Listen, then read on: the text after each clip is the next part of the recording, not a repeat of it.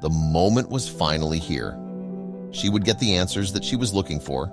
The truth was so close. Lyneth felt that what she had endured was something that no mother should ever have to. She had never thought that this would happen to her. She didn't wish this on her worst enemy. She got to the Connecticut airport, which was so far away from her hometown in Canada. She was at the airport, and now she would have her answers. The anticipation was 31 years worth. Lyneth got to a dollar store in Islington Avenue. It was a hot day outside, being June. She was going there to pick up her son from his father, who said they'd meet her there at 4 in the afternoon. The year was 1987. Germaine's parents separated when he was very young. Even with shared custody, he was overall a joyful boy without anything wrong with him. Lyneth's world was always lit up when she saw her baby's smile, but she didn't know what would happen next. Since Germaine was with his father, Lyneth could do all the things that were harder with a child.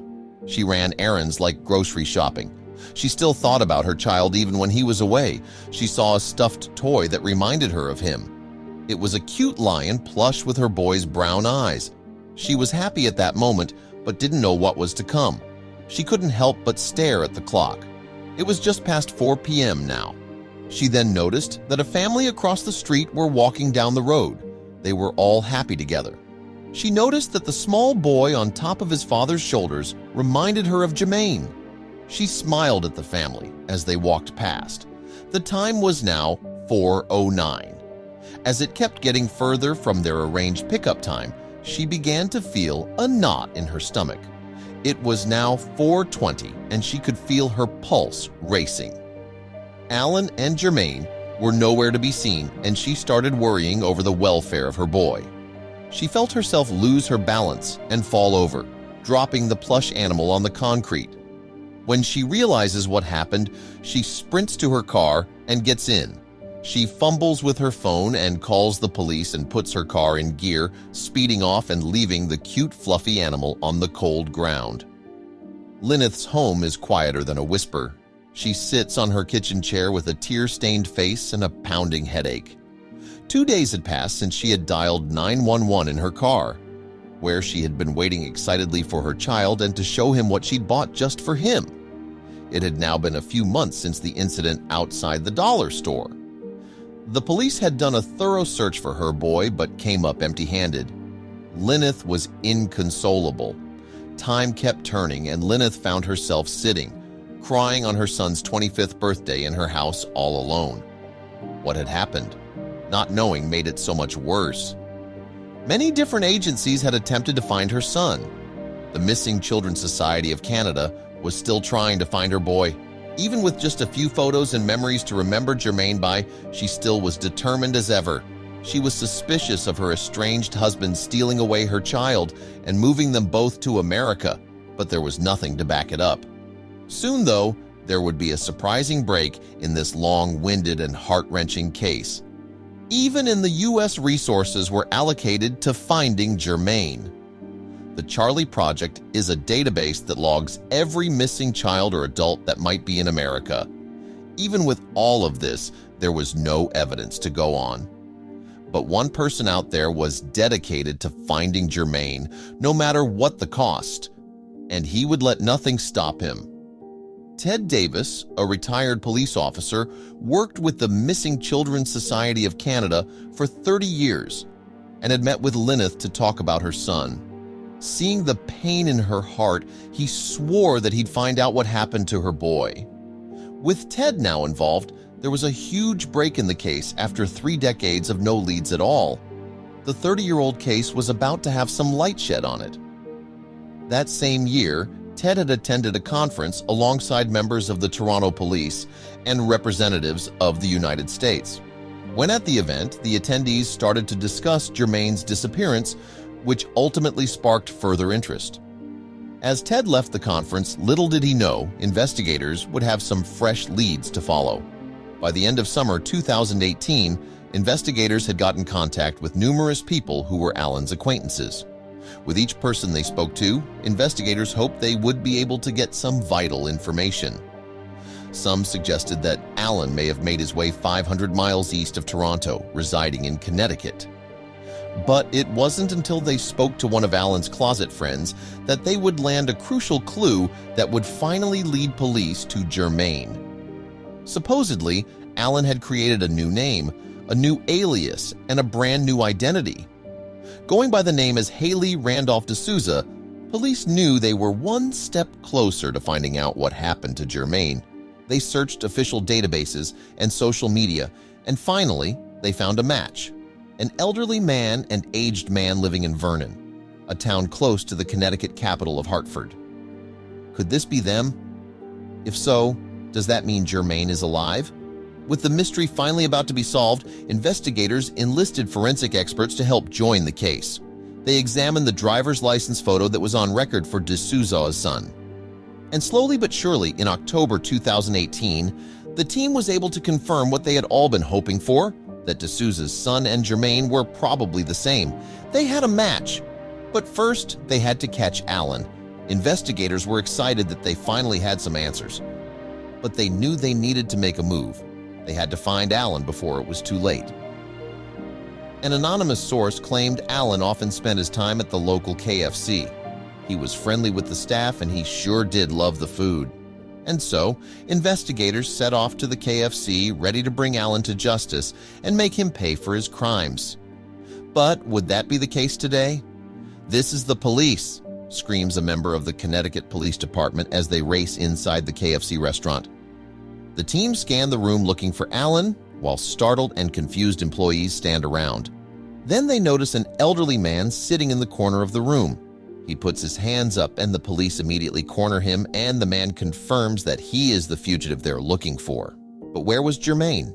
Police suspected that back in 1986, Alan had fled Toronto with Germaine and traveled to the United States, with the two reportedly sharing an apartment in Connecticut since 2004.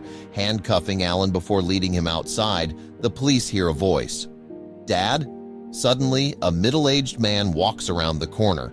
A middle-aged man with big brown eyes, just like Germaine. The father and son duo, unbeknownst to the son, lived a life of lies for decades and decades. After fleeing Canada, Alan had managed to acquire fake documents, residing in New York, North Carolina, and then settling in Connecticut. When living in Vernon, Alan found employment as a trucker and as an engineer, while Germaine worked for the state. Little did Germaine know, his whole life had been a lie. All his life, Germaine had questions about his mother. His dad told him she passed away during childbirth, but he was pretty ambiguous about the details. Germaine remembers seeing his friends get picked up from school by their mothers. Germaine never had that. And it wasn't until he turned 33 that the truth about his mother would come to light. Standing and weeping in court as his father's lies and deceitfulness came to light, Germaine sobbed into his tissue. How could his father do such a thing? His heart stops to hear that Alan would not be facing charges for kidnappings. Instead, he would be extradited to Canada to face further charges. As he steps out of court, Germaine is lost for words. With thousands of questions running through his mind, a sudden realization hits him. His mother is, in fact, alive. Lyneth is speechless. She has just got off the phone with Ted. They found Germaine, her baby boy. He's alive. She had been waiting for this moment for 31 years. Overwhelmed, she breaks down in tears. She's going to see her son again. After 3 decades of waiting, Lyneth finally received the news she had longed for. "Words can't express what I felt," she said in a press conference in 2018. She immediately boarded a plane to Connecticut, eager to reunite with Germaine. Standing at the pickup area, Lyneth anxiously waits. Then a tall figure appears, walking towards her. She instantly recognizes the face and those big brown eyes. Her heart stops. It's Germaine. They run towards each other, tears streaming down their faces, crashing into a warm embrace. For now, no words are needed, just the relief of being together again. "I grabbed him and squeezed his head. I wanted to feel if he was real," Lyneth said, overcome with emotion. Germaine, though silent in public, made one touching remark. He and his mother had the same eyes. Spending time together at last, Lyneth was eager to learn about Germaine's life. She bought ingredients to make him dinner only to find out he was a vegetarian. Still, he made an exception. "You know what, Mommy? Cook the chicken." "I'm gonna eat the chicken," he told her. Lyneth isn't sure if she'll relocate to be closer to him, but she vowed to never let them be separated again. She then spoke about the painful past and the man responsible for taking her child. "I just thought it was sad for him to have done what he did," Lyneth admitted. "You never take a child from their parent, no matter what." She also had to accept that Germaine had lived a different life before their reunion. "I have to respect that he was a child. He didn't know anything," she said. Germaine had no choice but to accept the life given to him. While he had a new identity, Lyneth admitted it was hard to call him anything but Germaine. "To me, my son has always been Germaine," she said. During a press conference, Lyneth expressed her gratitude to those who never gave up the search.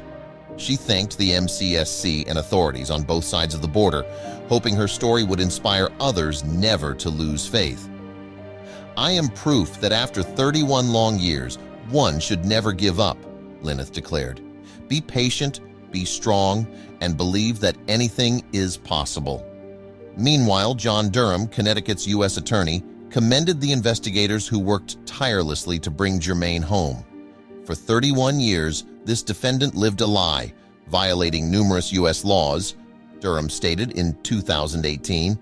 "We thank all the law enforcement agencies who worked hard to provide long-awaited answers to a mother who suffered for too long." Experts say Germaine's case is a rare exception in a surprisingly common crime. This is believed to be the longest case in North America, if not the world, where an abducted child was reunited with a parent while both were in safe condition, Banks explained.